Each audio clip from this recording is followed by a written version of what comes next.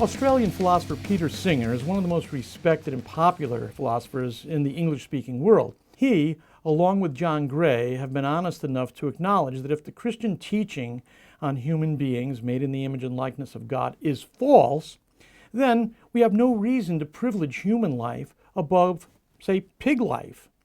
Now, Peter Singer has said these kind of things in the past, and the mainstream press has regarded him as being kind of flamboyant and a little hyperbolic. They thought he was just trying to elevate our concern for the lower animals. But in truth, Peter Singer really does believe that human life is no more privileged than pig life.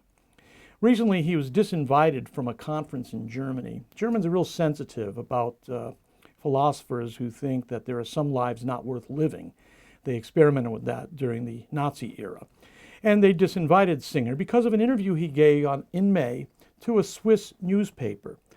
I'd like to read a little bit from that. I want you to hear the actual exchange. Quote, this is from the newspaper. "You do not consider an infant to be more worthy of protection than an embryo. On the other hand, you do not necessarily ascribe a higher status to humans than to animals." And Singer responds, "Belonging to the human species is not what makes it morally wrong to kill a living being. Why should all members of the species Homo sapiens have a right to life, whereas other species do not? This idea is merely a remnant of our religious legacy. For centuries, we have been told that man was created in the image of God, that God granted us dominion over the animals, and that we have an immortal soul." The newspaper asks, "If you were standing in front of a burning house with 200 pigs and one child inside, and you could choose to save either the animals or the child, what would you do?" And Singer, "Well, at a certain point, the animal's suffering becomes so great that one should choose to save the animals over the child.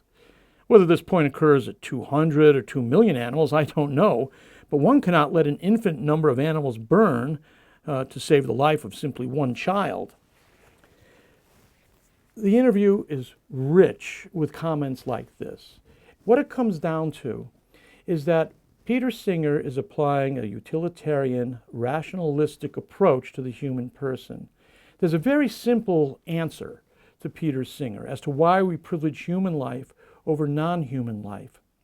It's because we have a responsibility to care for the gorillas and the baboons and the pigs. The gorillas, baboons, and the pigs don't have any responsibility to care for us.